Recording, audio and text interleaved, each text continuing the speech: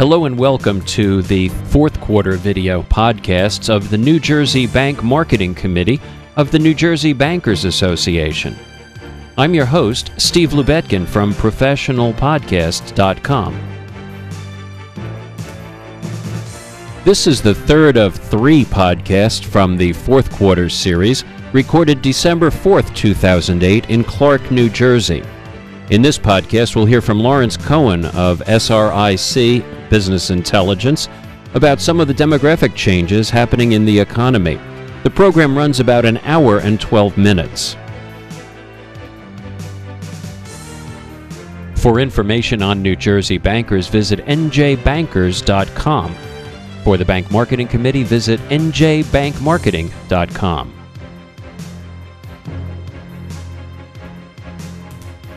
Now let's go to the lectern where Jane Gore will introduce Lawrence Cohen.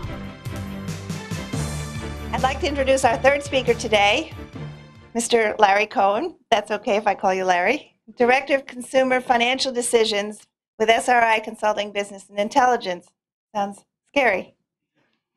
As the Director of Consumer Financial Decisions Group, Mr. Cohen manages, markets, and is responsible for the analysis of all the syndicated and custom research programs and projects.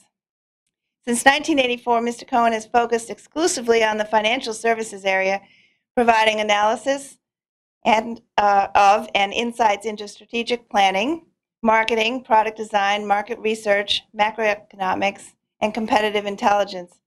He has worked for virtually every major financial service organization in the U.S. today.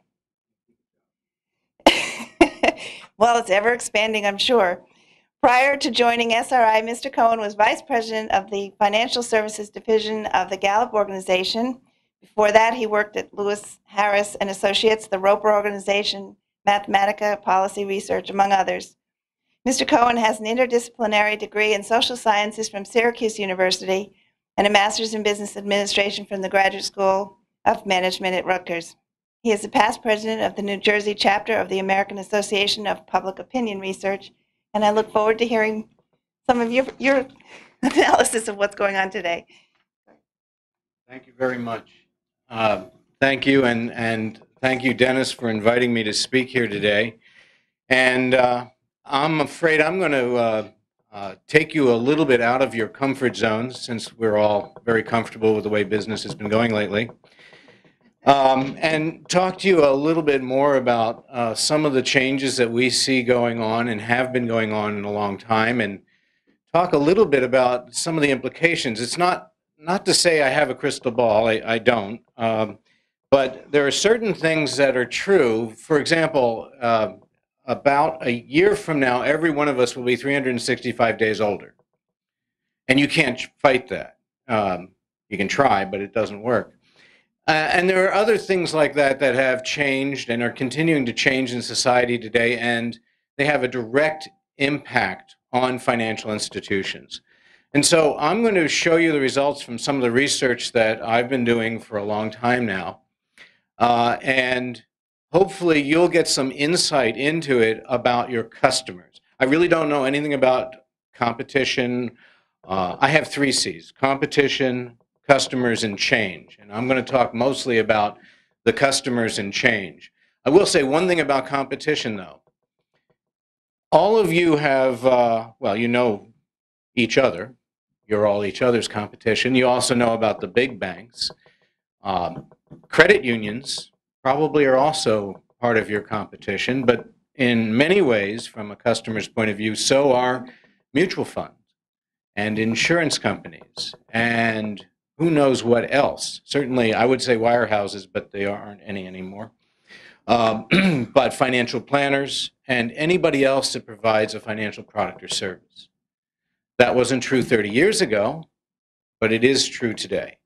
So when you think about the competition, think more broadly, because they're out there. And by the way, there'll be a copy of this, I think, either on the website, so you don't have to take any notes.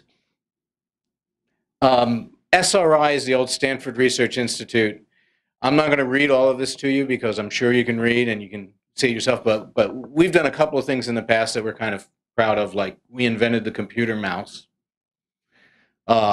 a bunch of our scientists sat down at a teletype terminal and typed in the words LOGIN in July of 1969, and a computer in Berkeley crashed, which was the first time you had a remote conversation between an entry and a computer, which was the beginning of something called the ARPANET, later renamed the Internet. So with apologies to Al Gore, we really did invent the Internet. Our group, the one that I had, we actually also invented the CMA account for Merrill Lynch and a number of other types of financial innovations. So we've been doing this for a long time. Back in '78, a group of our financial institutions asked us to start measuring consumers in a holistic way because they were anticipating the convergence that we live with today. And we sat down with a bunch of our academic experts and survey researchers and financial experts and created an 88-page long questionnaire. And not being any smarter about it, we actually fielded it to some 3,000 households in 1978. And we basically have repeated that same study every 2 years since 1978, except the questionnaire is now about 100 pages. It's about 4,000. In fact, our most recent sample just finished this summer. We have 4,100 completes. I only start to get into methodology because not only is it near and dear to my heart, but garbage in, garbage out. And the quality of the information you start with is a minimum level in order for you to be able to do anything in terms of projecting it and any insights on that. So it's very important to always think about where your data comes from. And I'm going to give you 2 minutes on it here just to let you know where my data comes from. We do a random digit dial sample frame. That means we call every number at random nationwide. Not everyone, but randomly, including unlisted numbers. We ask to speak to a financial decision maker, and when they agree, we then overnight the questionnaire to them with a $2 upfront incentive. The questionnaire is 96 pages. There's a 4-page glossary. That's how we get to 100. There is that upfront incentive enclosed. There's a promise of a back-end incentive, $10. And another incentive of a personal financial profile that will analyze their results and give them a comparison to people in the same age range, income range, and life stage, which is a two-edged sword.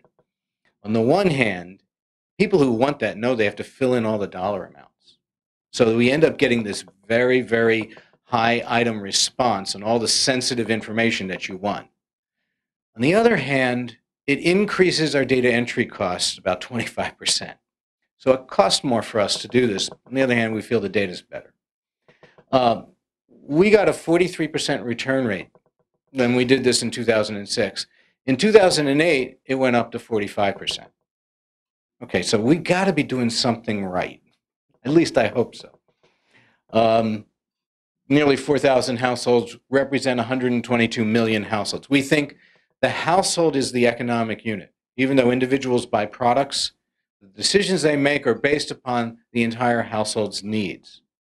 And that's an important thing to keep in mind, because even though you're selling to an individual, you want to have relationships throughout the household.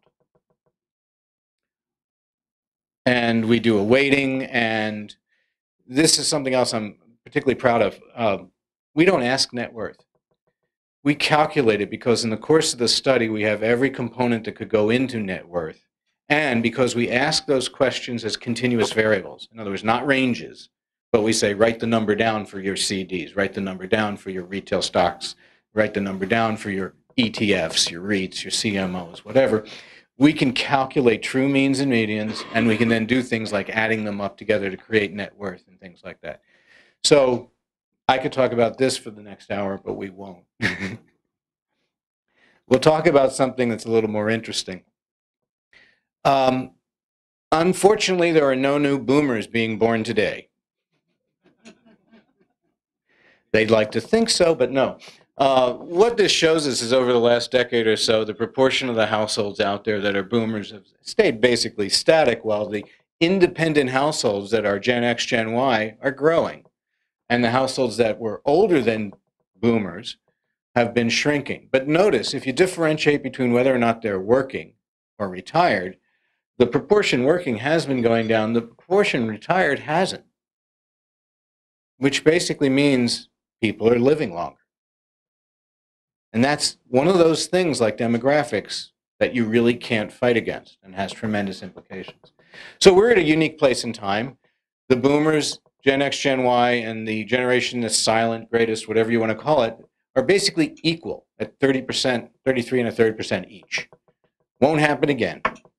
As we pass this way, it'll change. Now, back in the 1992, we took a look at how people were evaluating financial products and services, and everybody uses age and income. Even today, a lot of people use age and income, but we thought that there was a problem with that because in our data, the changes that people were making in the products and services wasn't as crisp as it once was. So we hypothesized that what we needed to do is instead replace age with life stage.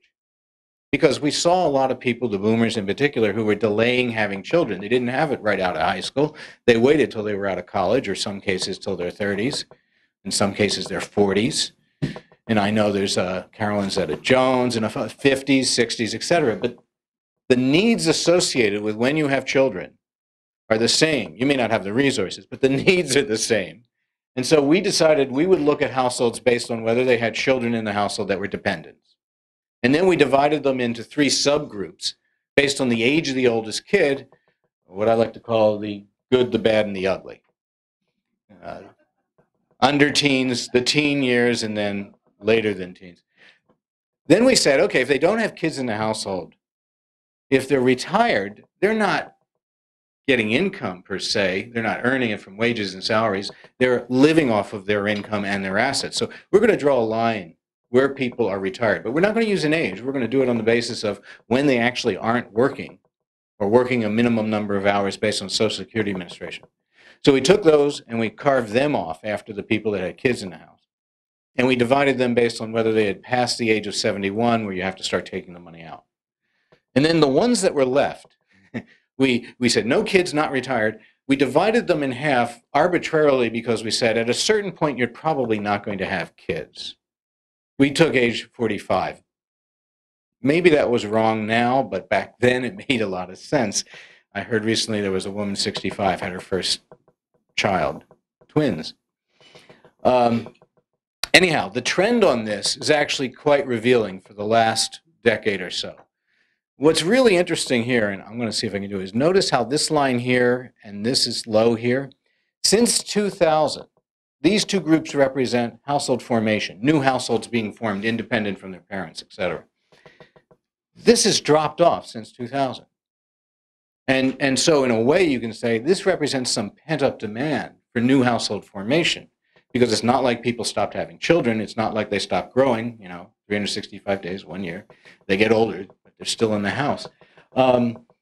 This represents to us a basic shift that occurred around 2000 when the economy turned south for the first time, when uncertainties about the markets entered into all of our thinking. Remember, in 1999, stocks only go up, right? Not anymore. We did see another impact of this in the households that have children. Lately, there's been an increase here and here in terms of households having some children. But this was really a surprise. Okay? Look at all of these right here. It's almost the same size as this gap right there, suggesting that maybe there's a lot of kids that are not leaving home after they become adults. Okay? A little more on that later. The other big shift, which you'd expect as the boomers enter into these years, is the virtual doubling between 92 and 2006 in households that are in this pre-retired life stage. Remember how we defined it. Dependent kids out of the house. That's dependent, as in you can write them on your taxes. And you're not retired based on Social Security Administration. It's just doubled in the last 15, 16 years. Okay. Oops, wrong button. Here's our pre-retired group, or rather our younger retired group, and here's our older retired group. And notice here, they also increased and are sort of leveling off. It's really hard to draw it backwards. So all of these things represent some changes that are going on in the demographics that you know aren't going to change. Like that plateauing over there and the older retired, well, as people live longer and longer lives, that's not going to just tail off. it's going to continue to be sort of a gradual upward 9, even here in New Jersey with all our toxic waste. This bar right here, I mean, we can play this wonderful what if game. Okay, what if the economy turned south? Would more people retire, or would they stay at work? Well, my guess is this bar is going to continue to go up. Okay. What about here, where household formation, which is where your customers come from, new households? What do you think is going to happen with that? Are they going to pop up again? Well, right now, I think that would be hard to imagine. If you can't get a job, it's hard to get out there and start a household. But this here is an interesting number because it's, I think some of the pent-up demand for having children, and it's also some of the immigration, where you have people coming into the country who don't have the same view, if you will, about an industrialized nation. Number of children you have typically higher, coming from an agrarian or other type of society, blah, blah, blah. But basically, it takes 1 or 2 generations before immigrant groups begin to have a lowering birth rate, which is happening in some groups in the United States, Asian Americans in particular, but it's not true with the Hispanics yet. The next generation is starting, though. So this tells us a lot about what to expect about customers, and the markets could go to hell in a handbasket. This will have some impact, but it helps you to understand it. Boomerangs. These are kids that leave or come back. And in some cases, they don't even leave. They just stay there. 10 million households.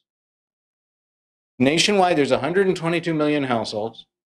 10 million households have boomerang kids. I'm going to ask for, no, I won't do that to you. But almost every room, there's people there shaking their head, yeah, okay. And you fix up the attic, you fix up the garage, you fix up, and anyhow, they're there. And think about the impact they have on a household. They still use the washer dryer, or you have to use it for them. They still are eating, okay? They may be making some payment towards your rent, but basically if you're in that, quote, pre-retired, and you have a boomer in that household, boomerang kid, you can't be saving all of your money for retirement. That's a drain. That's a lodestone, something around your neck. The other thing we've been measuring for a while now is the dependent adults, which has been increasing too. Now, first thing everyone thinks is, oh, parents, but it's not just parents. It can also be sisters and brothers, or even adult children for whom you're going to have to be financially responsible for their entire lives because of medical situations or handicaps or things of that nature. It's an increasing portion of our population that have people in their households or have this responsibility. Okay? Now, what's really fun is when you look at this by the life stages. The boomerang kids are happening right here, where a lot of the people are thinking about retirement.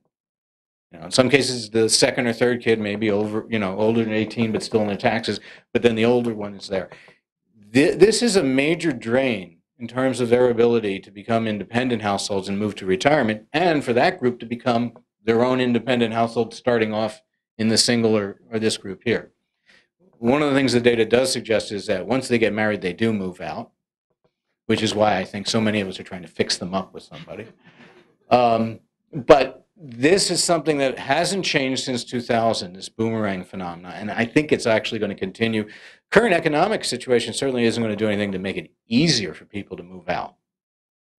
Now, the dependent adult, it has a different type of relationship. As you get older, guess which household head is the one that's most likely to be responsible for that other dependent adult? The wife or the female. You want to find a woman's market? That's a woman's market. And they have different needs than men. And nobody's really trying to go after that market. But you can imagine that their concerns are more about safety and liquidity and protection and things like that than investing in return. So, interesting thought. The boomers have been gradually moving down the life stage path here. And as you can see, a lot of them are now in this group here with older kids and pre-retired. There's a few that are actually in the younger retired, but for the purpose of this, we didn't put them in there. But that's what's happening to that pig in the python, which is the boomers. And it's true everywhere in the country. Certainly it's true in New Jersey. This tells you something about, there are still a few of us here with young children. And I know some people who had second families now. We'll We'll talk about that a little later too. But this represents where the vast majority of the boomers are. And you can also see where necessarily Gen X, Gen Y are in these earlier life stages if they're independent. So no new boomers and delayed household formation, which, by the way, if the economy starts to get better and people become more confident and you find more jobs, and at 4.5% mortgage rates, you can afford to start buying a house, and you save enough money for a down payment, et cetera, et cetera, et cetera. There is some potential demand pent up in society for new household formation. Now, it's not going to be McMansions, and it can't be the very high price types of things. But that demand is there, and I would be surprised if it's not true in the communities that you serve as well. It's just a question of how to tap it.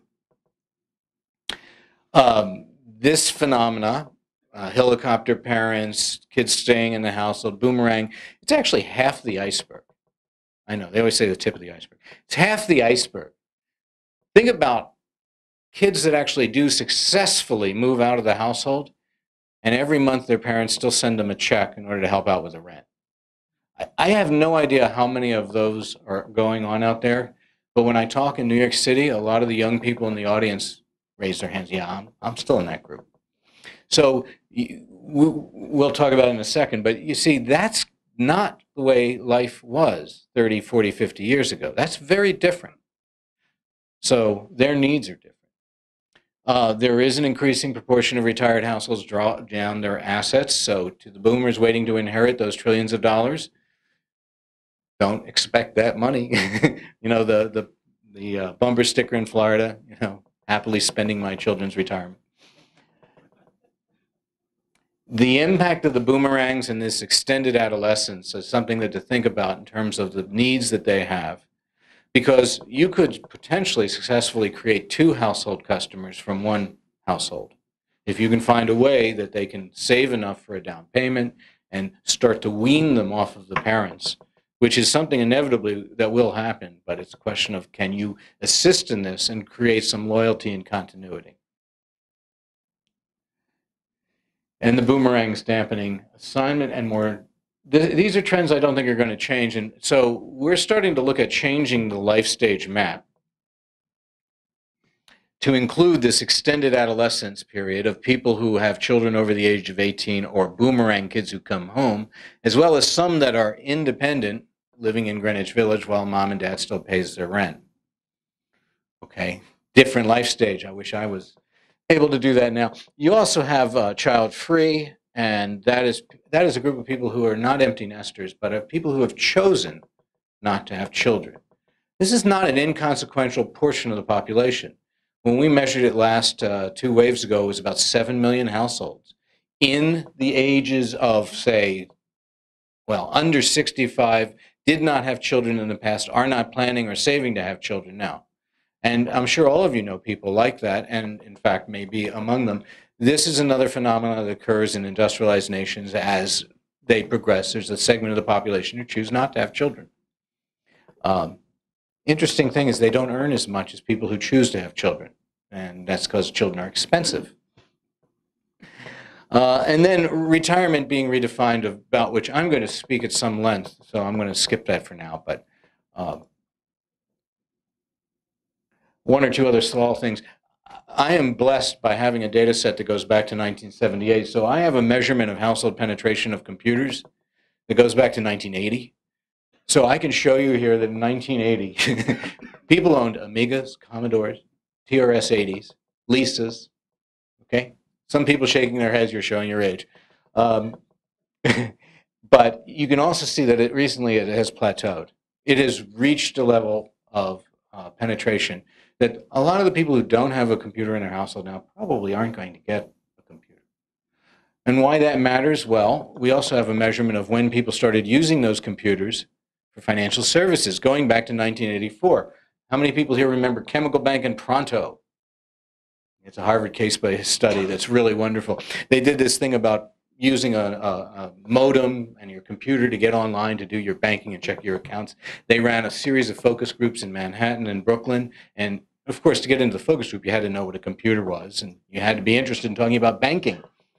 Well, all 46 people who wanted it were in the focus group. And then they spent $3 billion with a B promoting it and sending it out to try to get everybody online. Guess what? People weren't quite ready for it in 1983, 1984. And that was probably one of the things that contributed to Chemo Bank's inevitable purchase or being bought out by Manny. I know, we can go through all the buyouts, but we don't have time. But here around this period is when widespread penetration of online services started and has since taken off. But you notice at the top there, it's still going up, but not as fast as during the period here. By the way, that's a perfect curve of a product adoption line. Whenever you see financial services or any type of product that gets adopted, typically the ones that start off like this go like that. Those are called fads. And the ones that start like this and gradually take off, those are more like trends. Debit cards were an overnight sensation that took 20 years, as we all know in our business. And the same thing is true with online. Now everybody's doing it, but there was a long period when it just languished and nobody figured out what they were going to do. Anyhow, this shows the relative proportion of households that do online investing and online banking. And you can see that online banking has surpassed online investing in terms of activities that people do.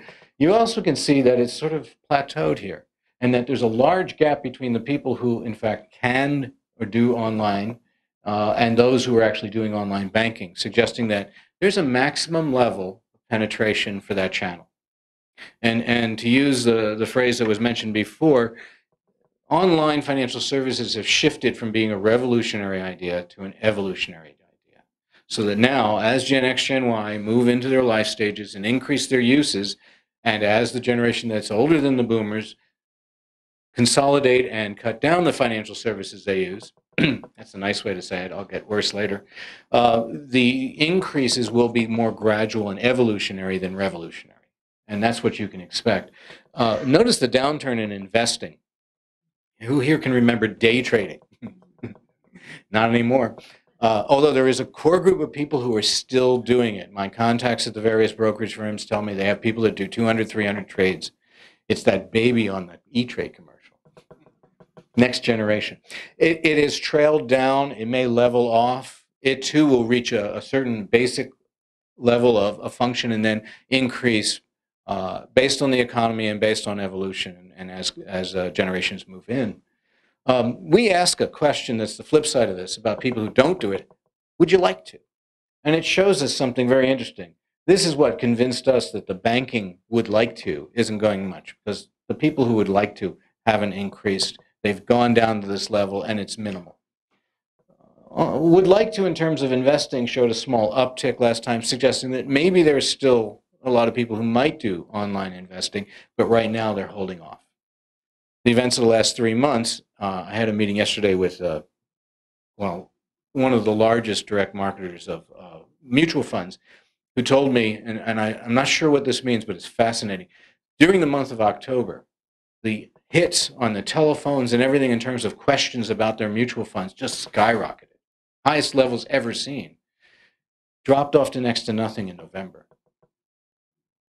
What do you think that means? I think some people are getting burned out. I wanted my money too late. Too late. I want my money too late. Yeah, some of it is that, and some of it is, I guess I'm not retiring this year.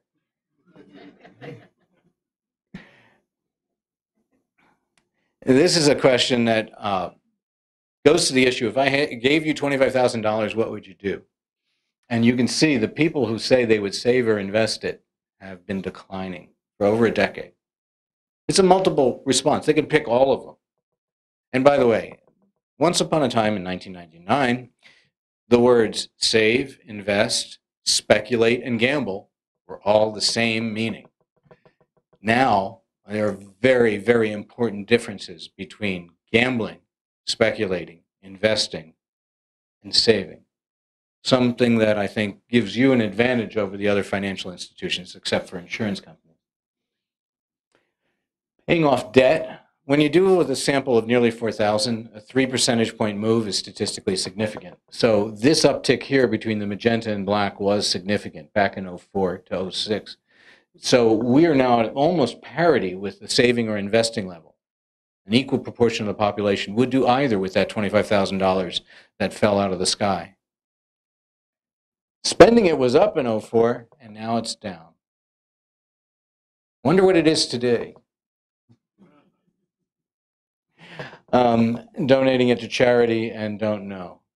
So this speaks to the issue that there's been disengagement in terms of saving and investing, and there is a refocusing of where consumers are in terms of their financial needs, and hypothetically, what they would do tends to dictate what happens when they actually get some extra money.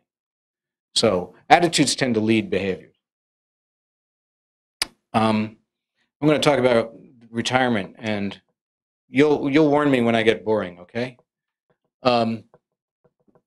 This gives you an idea of the median amount that people have in their retirement accounts on a household basis.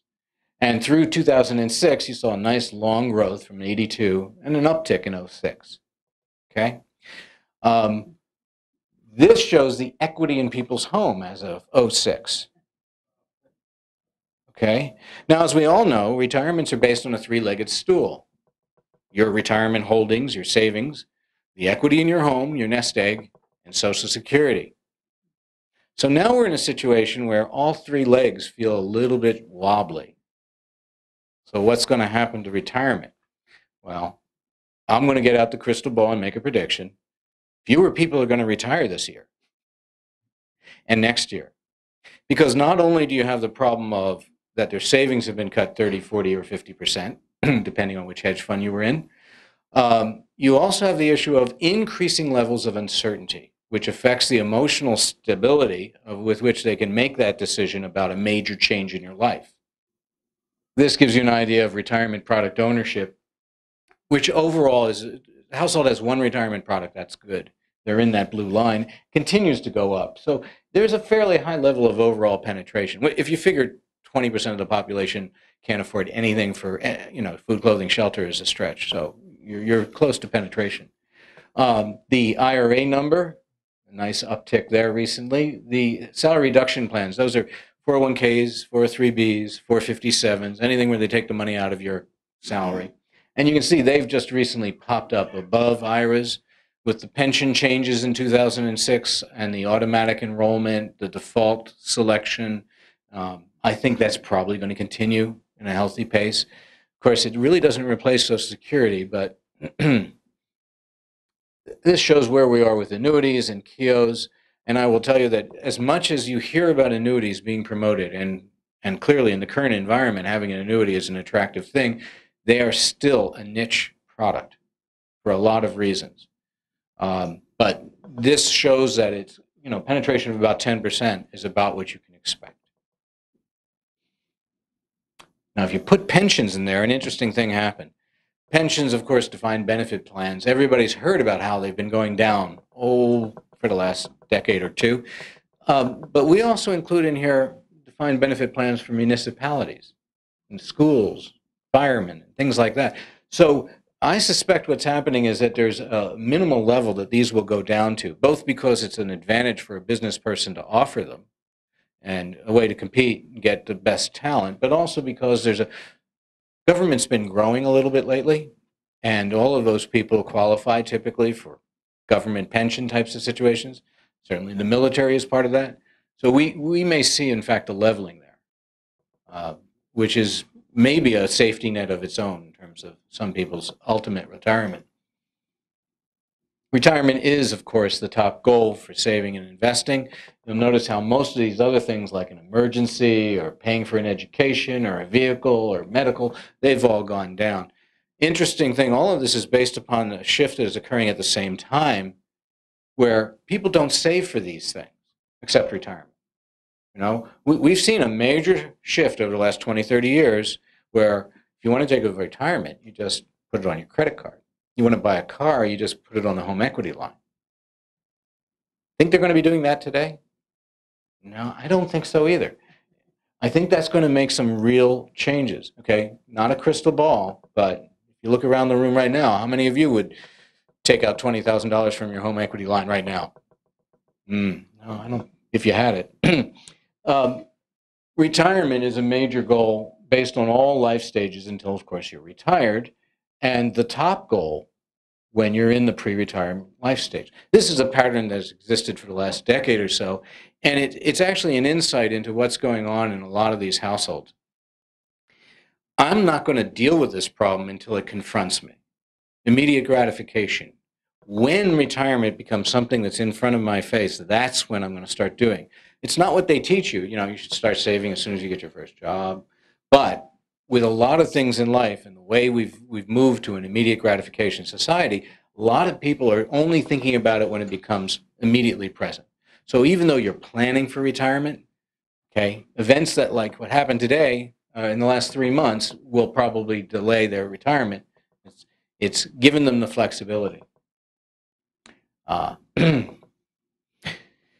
Life expectancy over the 20th century has almost doubled, going from around less than 50 to almost 80 years.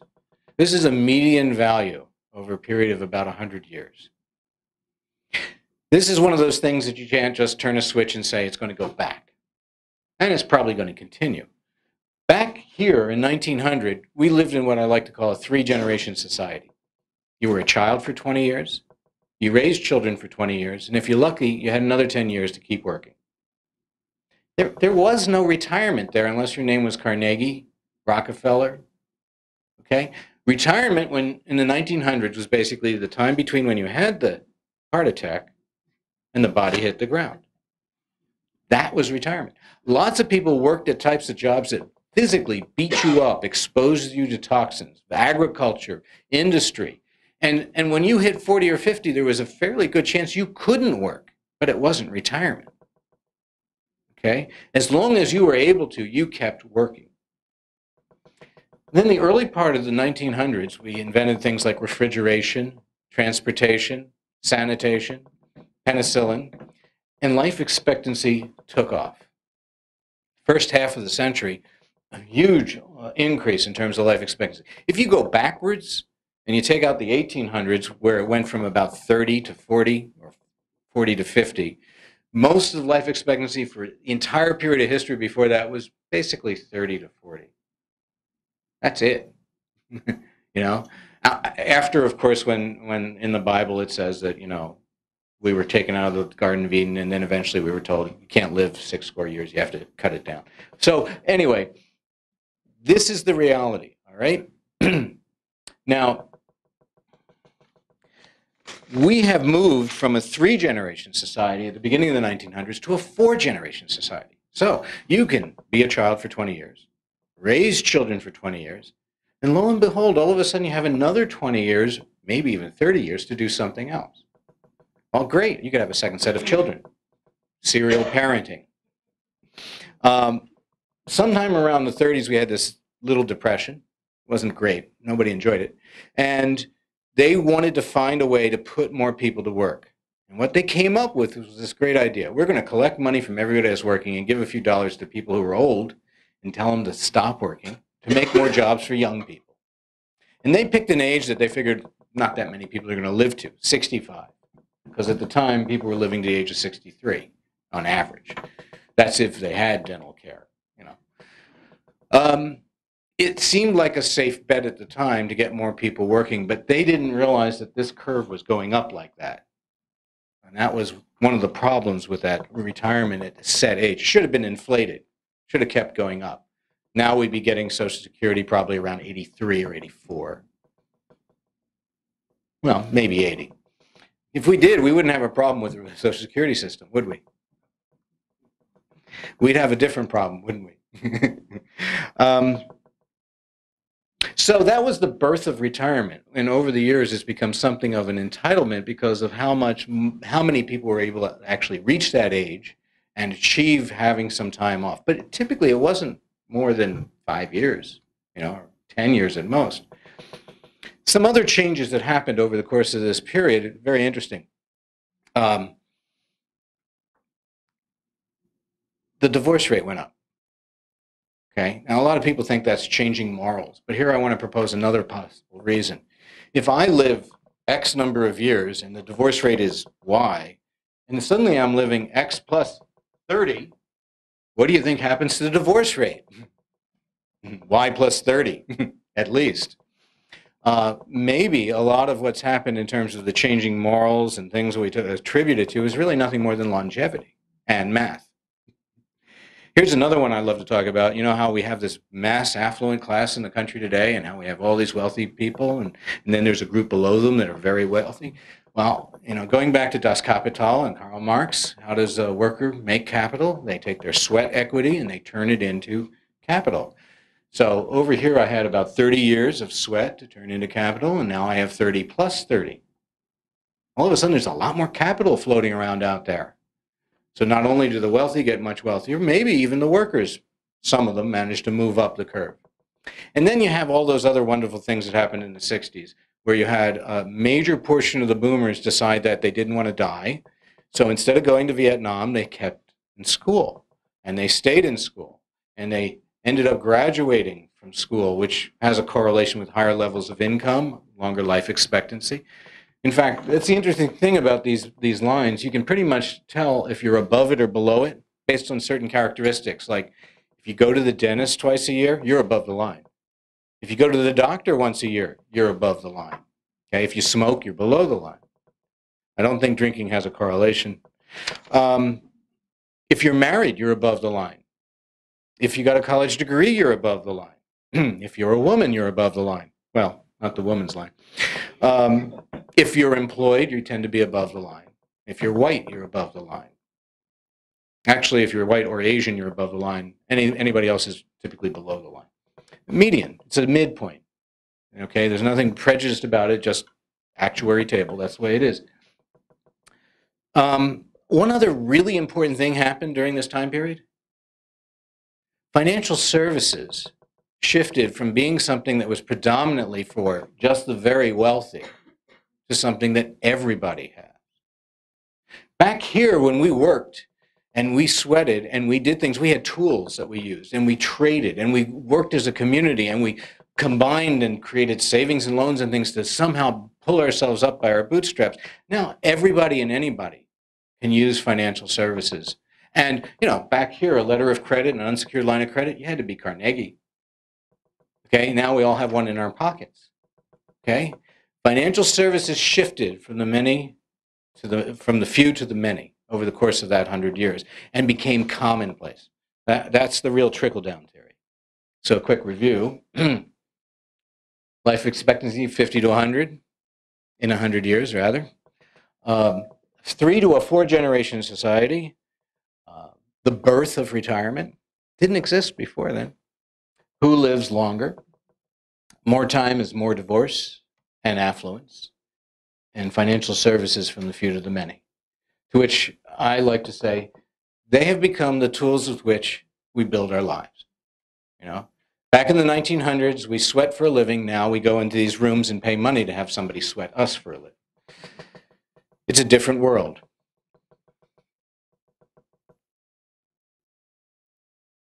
Let's go a little bit into the future. This is what I like to call as the science fiction portion of the program. Social Security Administration expects that our life expectancy is going to go like this. Boo, hiss. In fact, they are so conservative that they formed a committee to determine whether or not their expectations were realistic. The committee came back and said, no, you're being way too conservative. We can expect that people will, in fact, live a little bit longer than you think. So let's just extend the lines linearly, if that's a word. Hey, we're getting close to 90. And remember, most of your best customers are above the line, not below the line, right? 90.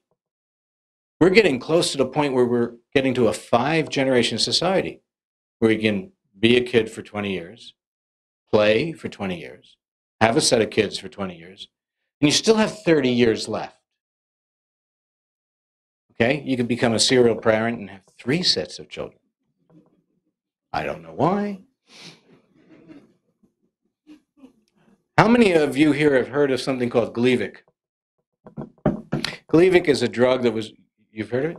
Okay, it's a drug that was formed for a very rare form of myocardial disease in the lungs, somewhat rare, but apparently they came up with this thing where 95% of the times it was effective and cured the condition.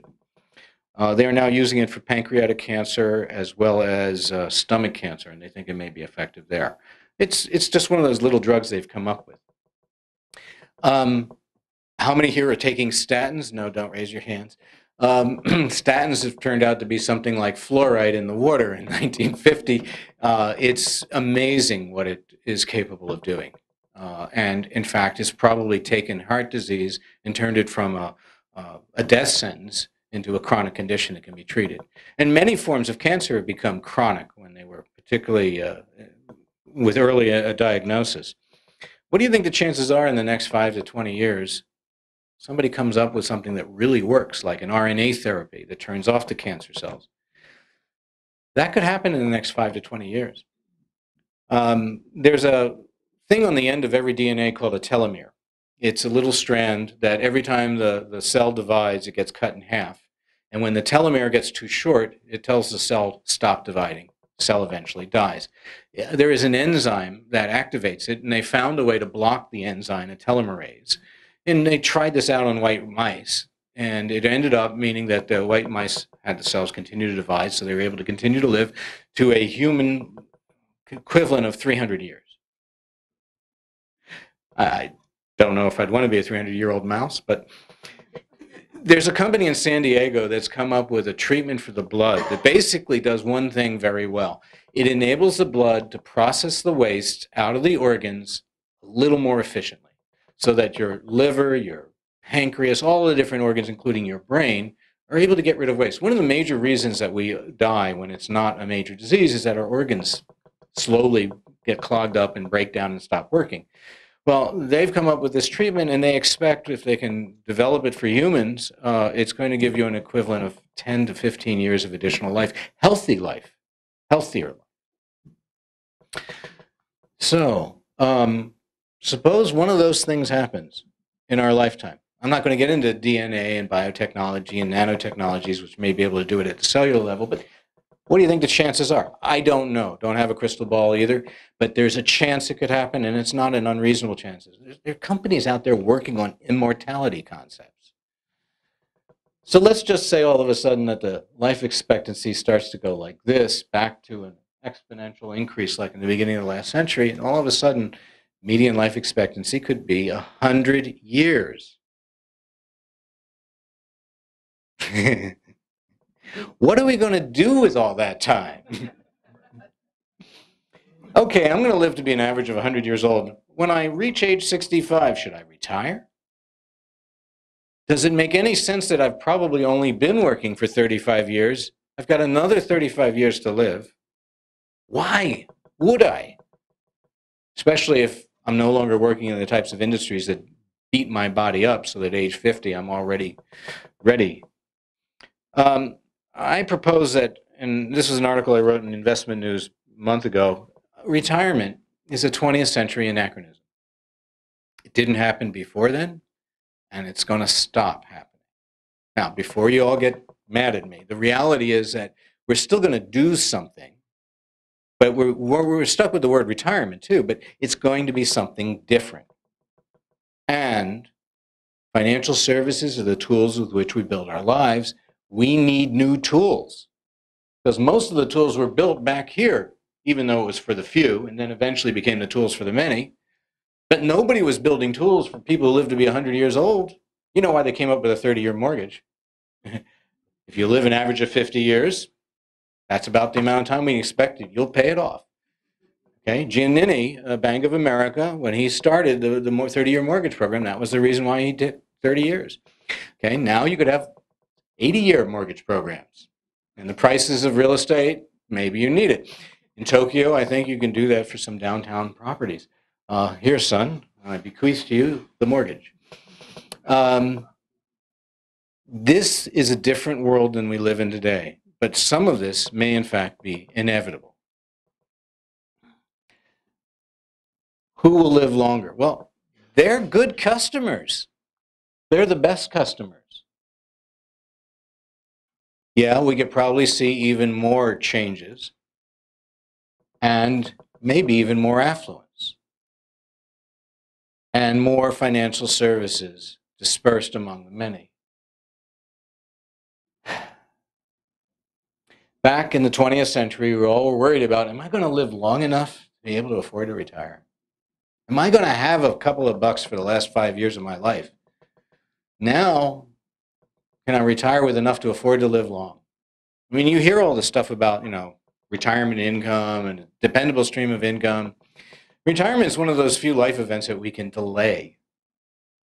Childbirth, no. You don't have much more than a day or so, and then it happens. And a lot of the other things when we're younger and more capable of doing them. But retirement, we can delay.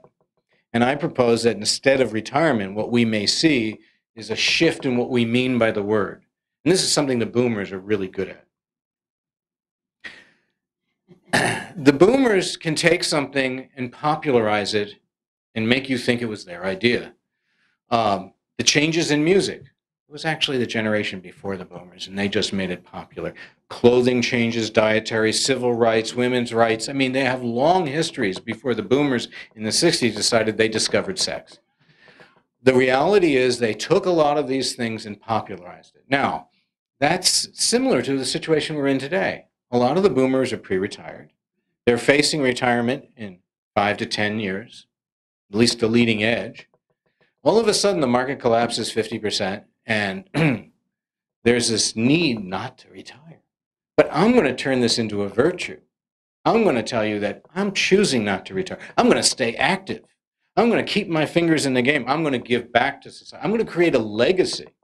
And for those of us who can't afford the Warren Buffett, billions of dollars to set up a foundation, we're going to have to do it by working. That's our legacy. Now, you talk about the Generation X, and there's a decline in the number of people in Generation X. So there's a need for employers to have trained people who would be willing to work. And it would be great if you could do it with a minimal amount of pay, maybe just enough to cover their expenses, medical care, and a small contribution to the nest egg. It's going to require much more flexible types of work arrangements, which are already starting to occur. I mean, you hear about people who retire and then basically become a consultant, set up a B&B, open up a motorcycle repair shop, start cleaning up toxic waste dumps. Whatever it is, they go back to school, they teach. And I think we're going to see the current administration, the next administration, I'm ahead of myself, start to encourage that type of volunteer, the AmeriCorps, the Job Corps, the Peace Corps, whoever else's Corps. The idea, though, of people being active, minimal pay, but doing something for society. All of which I think will appear very attractive to boomers who just don't want to retire right now. And if I can have my benefits and cover my living expenses so I don't draw down my retirement expenses, this isn't a bad idea. Besides, if I can wait till 70, I get the most out of my Social Security. And if I'm going to live to be 100, I want the most, because inflation's going to eat the hell out of that. But I also think there's another thing going on. There's an ungerminated seed of idealism that the boomers represent. Those of us who were back there in the 60s and 70s remember that it was a very idealistic time frame. There's a similar feeling I got from the recent election, that among young people today, there was a lot of idealism, a lot of activism. I'm wondering if these two things may not combine, and in the next 5 to 10 years, we're going to see that also encouraging people to stay active and stay involved. And I think that this does translate into something for you. You have to provide the tools with which they build these lives. The tools in which everybody retires at age 65 aren't going to work, because debt and things of that nature are still very high among this group. So we actually created a population of people who were older than the boomers, who didn't have children, and who told us they were going back to work after they retired, or did go back to work after they retired. We're going to call them revolving retirement. We're going to characterize that as being a stage in between pre-retirement, but before the traditional retirement. And we're going to study the avant-garde group, and for the last 6 years that's what we've done, and see what are they doing? What products and services do they need? How are they different than the pre-retired and the traditional retired? By the way, there's also a post-retirement, because we're living longer. There's a longer period then at the end, and I think if we have parents, et cetera, we know some of what that's like. I won't talk about it anymore except to say that there are special financial products and services that are needed that haven't been invented for that time too. I'll leave it at that. People are working longer. Even right now, you see people even over 80 increasing. Now, if there are jobs, that's going to happen this year, next year, and probably for a year after that at least. That people who have all this uncertainty about how much money is enough, what type of lifestyle do I want to live, what do I want to do when I grow up,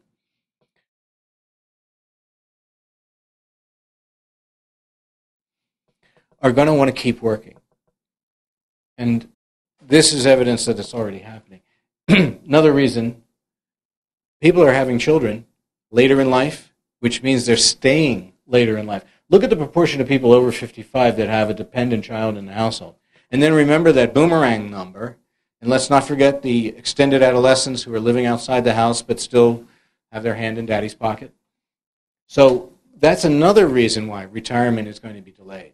I mean, we're already seeing that the age of retirement, which crept down into as little as 62 on average, is creeping up again. And that's going to change going forward. I think it's going to, crystal ball, continue to creep upward. And another reason why people will continue to work. Look at this trend of even younger retirees' debt, even older retirees, even pre-retired. No, I know that was as of 06, but I'm sure everybody's paid down their debt by now. Not so much. As I like to say, assets can go up and down, but debt is forever. And that's the reality we've come to face now, is that the assets have come down, the debt is still there. This whole deleveraging, which sounds so painless, translates into extraordinarily pain at a very micro level. Your clients, your customers. So when we look at people over 55 that have no kids in the household, 21% pre-retired, roughly 5 to 6 million are in this revolving retired. Half are already retired, and then there's another 15% that don't know what they're doing. They're not retired, and they're not preparing for it. This is the trend, and you can see this is the start of what I think is a product adoption curve, and it's going to hit a certain point, okay, of inflection. Maybe that happened 3 months ago. But I think we're going to start to see increasing numbers of people who don't retire, this one going down, and increasing levels of this and this. Here's some demographics. You'd expect that this revolving retirement group would be older than pre-retired and younger than retired. Sure enough, that's where they are in terms of their age. You'd also expect that their income should be lower than the pre-retired, but higher than the retired. High level of education, reflecting that not only are they more likely to live longer, but they have the gumption, etc., to set off on a path that's not pre-established. Doing something that hasn't been done before takes a certain level of education and self-confidence. And they have assets. They just don't know necessarily if it's enough. Their debt is still high, not as high as pre-retired, not as high as retired. And here's an interesting phenomenon. High proportion are business owners. Well, of course, I'm going off on my own. I'm not in the corporate world. I'm starting my own consultancy, maybe a video recording place.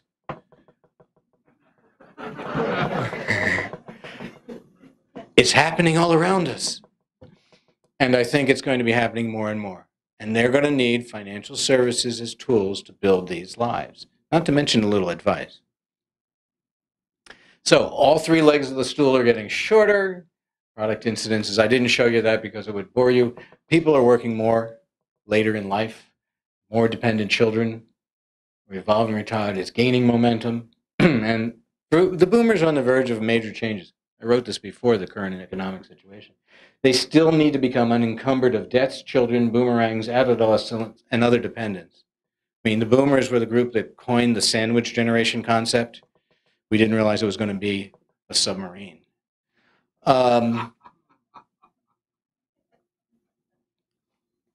Okay. Longevity will also fragment the older retirees. I'm sure this is something that you're going to need to deal with. And the sooner you can get in front of it in terms of your advertising and in terms of your marketing, and maybe even creating some flexible combinations of products and services, these are the types of things that will endear the clients to you and through word of mouth increase your client share. This is what is becoming our new map of life stages, including some of the older ones here. Won't go into that now. I have two other really important points, and I lay these out there because I'm pretty confident they're going to happen. This is a map that shows the trend in the number of financial products a household has. This is everything: annuities, pensions, credit cards, debit cards. And during the 90s, okay, it just continued to go up. But since about 2002, 2004, it has dropped off. During the 90s, when you heard about a new mutual fund, you didn't bother to try to sell one, you just bought another one. When you realized you needed a home equity line, you probably didn't get rid of the mortgage, you just added it on. There was this cumulative effect in terms of products and relationships. And then all of a sudden, 24/7 hit us, and we said, hey, I can't spend all my time doing this. This is like, and I think a lot of what we've seen in the last 6 to 8 years of disengagement among consumers and their financial needs has to do with being overloaded with this information. It's not supposed to be rocket science. It's supposed to be fairly easy. Why can't I keep a handle on this? How come I don't know if I have enough life insurance? Why is it I can't get a budget to work? Some of this is going to turn into, I am going to simplify my life. And I'm telling you that this trend from time is one that we'll see going forward of people consolidating their relationships, consolidating their financial products, and simplifying. There's another reason. Oh, I didn't do it line by line.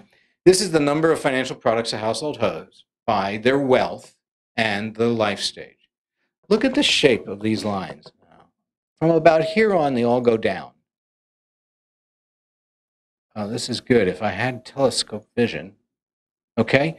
There's a point somewhere right around here where the number of relationships peak. And this is a trend that's true if I go back a decade or longer. There's a point in your life stage when you stop growing and start consolidating. Those of us who've had parents and we've watched them move from the big house we grew up in to the smaller house, to maybe the townhouse condominium, to the retirement community, to the assisted living, to the nursing care, to that very small room. And every step of the way, they divested themselves of clothing, knickknacks, assets, and other things until all they had was one pair of clothes. Those things, I don't need a crystal ball to know that's probably not going to change. Won't be 100%, but we're at the point where the boomers are right at the peak. Now, isn't it interesting that all the other life stages after where the boomers are right now, it's consolidating. So the pig and the python is a second reason we're entering an era of consolidation. So you got simplification, you got demographics. Here's a third reason. Carmen Diaz goes to the Oscars and drives a Prius. New Jersey, I think, is the second state in the country that has the highest proportion of recycling. Everybody's concerned about gas mileage. Just because the price goes down, we haven't stopped being concerned about it. Recycling, environment, doing more with less. Is this starting to sound like the type of thing that deals with consolidation? Living within your means, not overspending, not bigger houses. I mean, McMansions. Going out and buying me a whole bunch of them now. During the 20 years or 30 years when the boomers were living in the 80s and the 90s, Gordon Gekko, the me generation, the boom of the market, conspicuous consumption was the way. Everybody was outdoing each other with bigger cars. I saw a stretch Hummer. God, it's a frightening thing. And we have passed, in my opinion, a tipping point. And the market has sort of reinforced it with an exclamation point. We have reached a point where that's no longer cool. Cool is Ed Begley, in his house where he basically, I don't know if he's drinking his own urine, but he's basically recycling everything. And it's become much more popular now to talk about how well you're conserving and what you're doing in terms of recycling and other things in terms of clothing and materials and everything like that. We've reached the point where I think as a society, partially due to demographics, partially due to economics, where instead of conspicuous consumption, we're going to be all doing conspicuous conservation. And that has to do with financial services too. Simplify, convenience, focus on what's important, prioritize, do more with less, budget, live within your means. And I would propose to you, if you can work those themes into your marketing, you will get tremendous response from your communities because the people are trying to do that. And you know what? After 25 years, they don't know how to budget. Their grandparents knew how to budget. Our parents knew how to budget. But they don't know how to. They need help. That was point one. Point two, women. Women are involved in 2/3 of the financial decisions in households. Okay? 40% solo. Okay? When people talk about a women's market, they have this image of a professional woman on Wall Street who's making her millions of dollars and so that they can invest their mutual funds and provide financial advice. Yeah, there are more women doing that than ever before. Part of the reason we got to the place where we are now, and I'm not saying it's their fault, it's that we went looking for ways to take what used to be a world in which a single income was enough to raise a family, and women went back to work so that we could still raise families. It's not possible, it's very difficult to do on a single person heading a household or a single income, unless you're in the stratosphere in terms of income. So even then, many women don't want to do it. Another big shift. Boomers again, damn them. Prior to the boomers, there was no problem, right? Women stayed home. Household was retired when the man retired. The investment advisor talked to the man. Okay? Totally out the window. That's not the way life works. You've got a word for a household where the investment advisor talks to the man, doesn't talk to the woman. It's called divorced. It's a fact of nature now that women are involved in all the financial decision making in the household. Most of the households of boomers and earlier, younger than boomers, Gen X, Gen Y. You know, you can't just take an insurance agent, put a dress on him, and expect him to sell to women. You got to change his mindset. I know you like that image. It's an ugly image. The fact is, all the tools that we've built over the last century were built in a world in which it was a very traditional Ozzie and Harriet type of lifestyle. So when we're building these new tools, we got to recognize that women and men make decisions differently, have different values because they're going to live longer, because they have higher needs for protection, health, and other things like that. And start designing products that are for that type of person, male or female. And when people talk about the women's market, I try to point out there's a perfect women's market. It's the women who take care of all the other people who wind up not being able to take care of themselves. And I know it's sexist, it still happens that way. Very few men are the ones taking care of their parents. Enough to get a New York Times article the other day, but that's about it. It will change over time because this is an evolutionary shift, but we have a major difference. It's like the difference of convergence. And this is another thing, I should have put it on there. The boomers grew up in a time when there was no convergence to a time when there is convergence. The boomers are the first generation that when they choose to retire, don't have to take their money to a broker.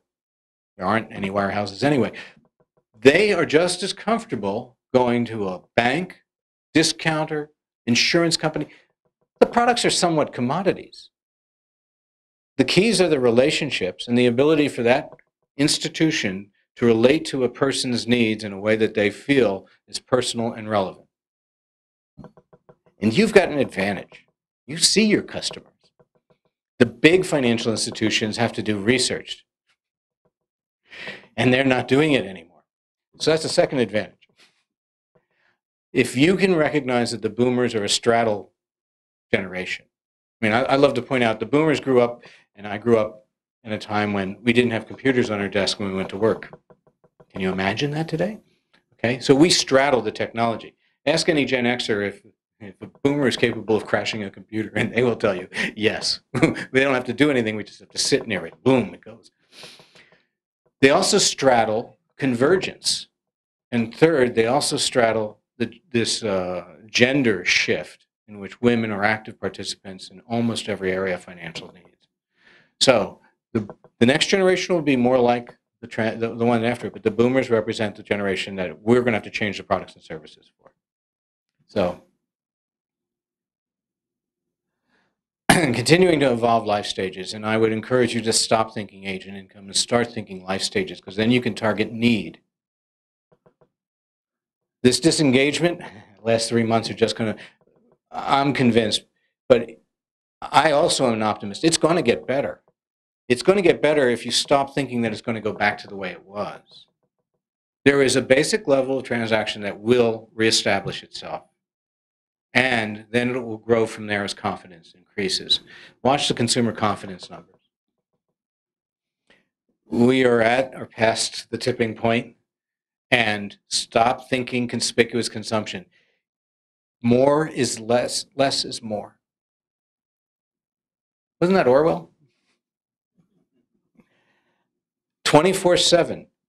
They don't want to spend all their time doing banking. They've got kids, hobbies, other things in life. You're not going to be the first thing they think of when they wake up in the morning. Accept it and then work it to your advantage. We can take care of this for you. We can automate it for you. And it's complex. All of the things that are going on out there, it isn't rocket science, but to the average consumer, it might as well be rocket science. It's too hard for them to do, and they don't trust anybody to do it. That's why there's a lot of do-it-yourselfers. It's not by choice. And I'm convinced retirement is going to become an anachronism. And it goes by other names. I've heard phased retirement, working retirement, semi-retirement. The concept is basically stop thinking of retirement as this goal, this nirvana, Bali High is calling. No, retirement instead is the next transition, and that people will continue to want to be productive and do things. I think that's it. I'll take questions, and I'm happy to hang around. Thank you. We hope you enjoyed this presentation by the New Jersey Bankers Association's Bank Marketing Committee, produced by ProfessionalPodcasts.com. For information, call us at 856-751-5491 or send email to steve@professionalpodcasts.com. Thank you for joining us, and we'll see you out there on the net. Take good care.